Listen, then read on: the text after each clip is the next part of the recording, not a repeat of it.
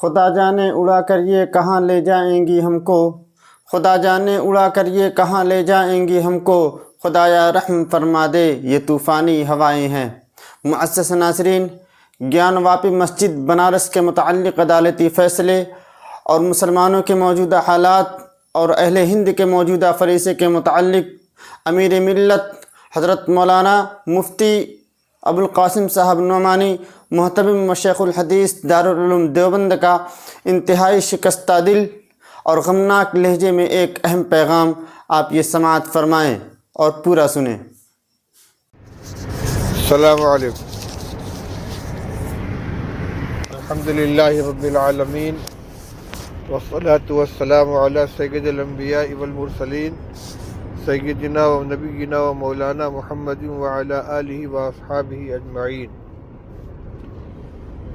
اما بعد فاعوذ باللہ من الشیطان الرجیم، بسم اللہ الرحمن الرحیم۔ ما اصابتکم من مصیبت فبما کسبت ایدیکم ویعفو عن کثیر، صدق اللہ العلی العظیم۔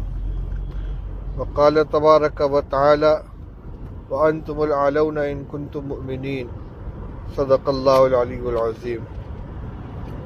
میرے عزیزوں اور بھائیوں، اس وقت ہمارے دل و دماغ پر کل شہر بنارس کے اندر جو حادثہ پیش آیا ہے وہ اس طرح مسلط ہے کہ کوئی دوسری بات سوچنے کا موقع ہی نہیں ہے۔ آپ حضرات بھی باخبر ہوں گے کہ کل عدالت نے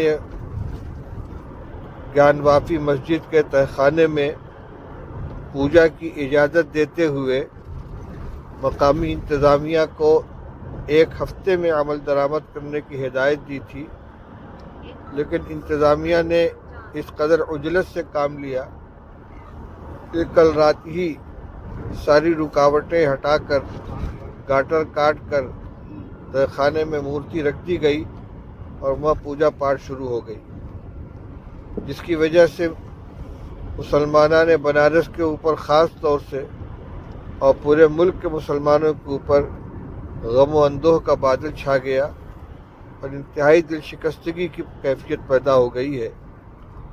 خبر ہے کہ اس کے خلاف سپریم کورٹ کے اندر کیس دائر کیا جا رہا ہے، لیکن عدالتوں کا جو رخ ہے اس کی بنا پر کچھ کہا نہیں جا سکتا کہ فیصلہ کیا ہوگا۔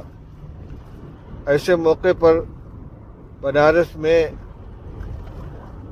شہر مفتی گیان واپی مسجد کے امام، انجمن انتظامیہ مساجد کے صدر جناب مفتی عبدالباطن صاحب نے آج کی میٹنگ میں شہر کے تمام مسلمانوں سے یہ اپیل کی ہے کہ کل کا دن اپنے تمام کاروبار وغیرہ بند رکھتے ہوئے یوم دعا منائیں۔ جمعہ کا دن ہے، جمعہ کے دن ویسے بھی مسلمانوں کے لیے خاص عبادت کا دن ہے۔ میں یہ چاہتا ہوں کہ جو عمل بنارس کے اندر ہو رہا ہے، خاموشی کے ساتھ ہر جگہ کے مسلمان اپنے طور پر کل توبہ استغفار اور دعاؤں کا خاص اہتمام کریں۔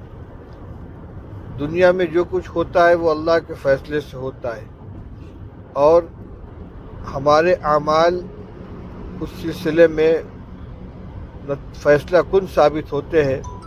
جو آیت کریمہ میں نے ابھی آپ کے سامنے پڑھی ہے، اس میں اللہ جل شانہ نے یہی فرمایا ہے، ما اصابتکم من مصیبت فبما کسبت ایدیکم ویعفو عن کثیر، کہ جو کچھ بھی تمہارے اوپر حالات پیش آتے ہیں یہ تمہارے ہی اعمال کا نتیجہ ہوتے ہیں، اور اللہ تعالیٰ بہت سی چیزوں کو درگزر کر دیتا ہے۔ اس امت پر بڑے سخت حالات آ چکے ہیں۔ گرناطہ، اندلس تباہ و برباد کر دیا گیا، اسلام کا وہاں سے نام و نشان مٹا دیا گیا۔ تاتاریوں کے ذریعے بغداد کو تہس نہس کر دیا گیا، اسلامی حکومت کا خاتمہ کر دیا گیا۔ یہ الگ بات ہے کہ پھر اللہ تعالیٰ نے انہی کے خاندان سے اسلام کے نمائندے پیدا فرمائے، اور علامہ اقبال رحمۃ اللہ علیہ کو کہنا پڑا، ہے آیا یورش تاتار کے افسانے سے کہ پاسباں مل گئے کعبے کو صنم خانے سے، لیکن جو حالات پیش آئے ہیں ان کا تجزیہ کرنے والوں نے یہی فیصلہ کیا ہے کہ ہر جگہ، چاہے وہ بغداد ہو، چاہے وہ اندلس ہو، دنیاوی شان و شوکت کے اعتبار سے مسلمان بڑے عروج کے اوپر تھے. ان کی حکومت تھی، ان کی طاقت تھی اور بہت بڑی تعداد تھی. دنیاوی اعتبار سے وہ ہر اعتبار سے ترقی یافتہ تھے، لیکن دینداری ان کے اندر سے نکل چکی تھی. دنیا طلبی اور دنیا کے اندر یعنی غرق رہنے کا ان کے اندر رجحان پیدا ہو گیا تھا. تو دشمن کے دل سے ان کا رعب نکل گیا، جیسا کہ حدیث پاک میں ارشاد فرمایا گیا ہے. رسول اللہ صلی اللہ علیہ وسلم نے ارشاد فرمایا کہ ایک وقت آئے گا کہ تمام دنیا کی قومیں تمہارے خلاف ایک دوسرے کو دعوت دیں گی، جس طریقے سے دسترخوان پہ کھانا کھانے والے ایک دوسرے ساتھی کو دعوت دیتے ہیں، یہ ڈش لو، یہ کھانا لو، یہ بہت لذیذ ہے. اسی طریقے سے مسلمانوں کو ختم کرنے کے لیے، تباہ و برباد کرنے کے لیے ساری قومیں ایک دوسرے کو دعوت دیں گے. صحابہ کرام رضی اللہ تعالیٰ عنہم نے یہ پوچھا کہ یا رسول اللہ، کیا اس زمانے میں ہماری تعداد بہت تھوڑی ہوگی؟ فرمایا نہیں، تعداد تو بہت ہوگی، لیکن تمہاری حیثیت ایسی ہوگی جیسے سیلاب کے زمانے میں پانی کی سطح پر بہنے والا کوڑا کرکٹ اور جھاڑ جھنکار ہوتا ہے کہ اس کا کوئی وزن نہیں ہوتا، اس کی کوئی قیمت نہیں ہوتی. اور رسول اللہ صلی اللہ علیہ وسلم نے فرمایا کہ اس زمانے میں صورتحال یہ ہوگی کہ اللہ تعالیٰ تمہارے دشمنوں کے دلوں سے، مخالفین کے دلوں سے تمہارا رعب نکال دیں گے اور تمہارے دلوں کے اندر کمزوری پیدا کر دیں گے، بزدلی پیدا کر دیں گے. صحابہ نے پوچھا کہ یا رسول اللہ، یہ بزدلی کیوں آئے گی؟ تو آپ نے ارشاد فرمایا کہ دنیا کی محبت اور موت کا خوف، موت کی کراہیت، یہ دو اسباب ہوں گے. یہ قطعی حدیث رسول اللہ صلی اللہ علیہ وسلم کی.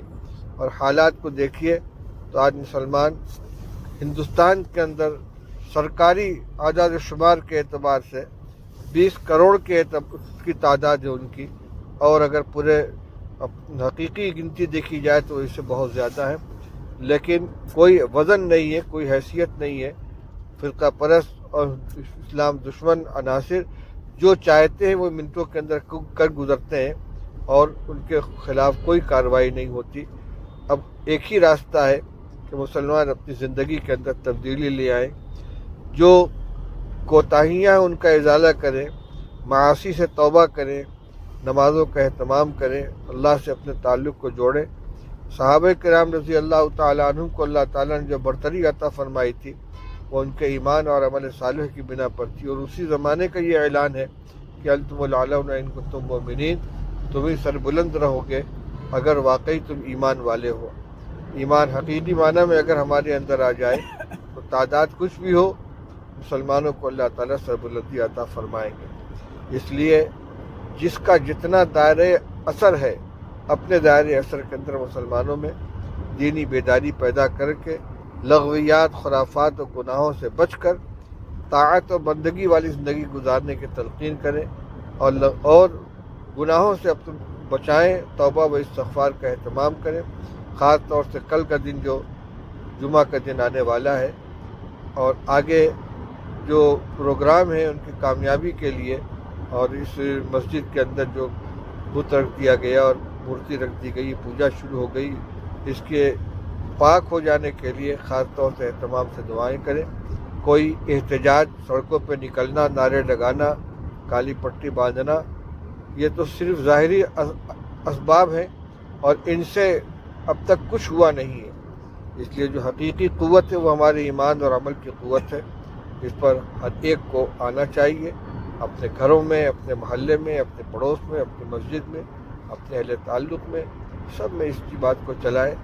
کل خاص طور سے دعاؤں کا اہتمام کریں، مسجد میں پہلے آ جائیں، سارے لوگ بیٹھ کر سننے سے فارغ ہو کر دیر تک کلمہ طیبہ، استغفار، آیت کریمہ لا الہ الا انت سبحانک انی کنت من الظالمین کا ورد کرتے رہیں.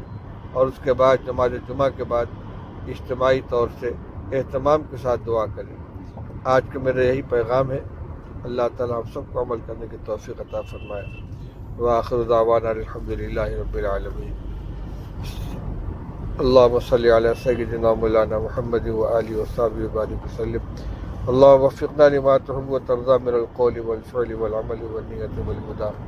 یا اللہ اللہم آت لنفسی تقواها وزکیها انت خیر من زکاها انت ولیها ومولاها.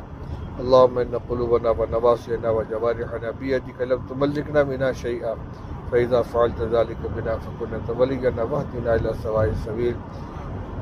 یا اللہ ہمارے حالات کو درست فرما دے. یا اللہ پریشانیوں کو ختم فرما دے. مسلمانوں کو عزت و سربلندی عطا فرما. اسباب ذلت سے ہمیں نجات عطا فرما. اسباب عزت عطا فرما. اپنا سچا تعلق نصیب فرما.